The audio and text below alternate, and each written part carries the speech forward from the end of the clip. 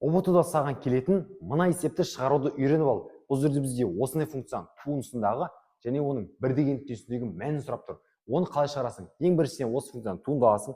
Туынды алған кезде сен мынаны қарапайым бір дәрежелі функция сияқты таба саласың. Яғни былай шығарасың ғой, 4 алдына көбейтесің. Ең бірінші f от x-тің туындысы. Ол бізде 4 алдына көбейтетін болсаң бізде 4 болады, және дәрежеден бір азайтылады.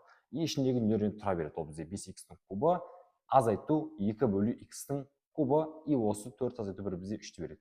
Енді бұл жерден осылай қалдыруға болмайды. Бұл бізде күрделі функция болғандықтан оның ішінен туындалып көбейтесің. Енді қара, ішінен туындалсаң қалай болады? Бірден жаза салайын. Мына 3 апарып 5 көбейтесің. Енді бұл жерден 15 болады. И бұл жерде x-тің квадраты болады, дәрежеден бір азайтылады. Сосын мынадан туындалу керек. Енді мынадан бәрі қорқатшы, негізі бұл оңай, қарап ал.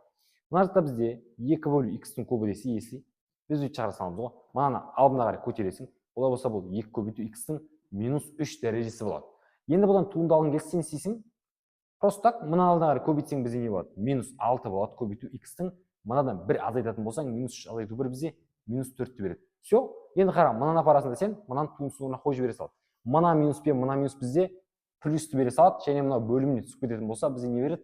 6 бөлу x-тің 4 дәрежесін бере салады. Енді дальше қара жұмыс f от 1 дейсің да, короче, есептей саласың. Мына жердегі x-тің орнына апарып 1-ді қойда, жауабы қай шығады, соны комментарийге жаза сал. Егер де осындай есептеуларды түсініп көргің келсе, осы парақшаға тіркеліп ал.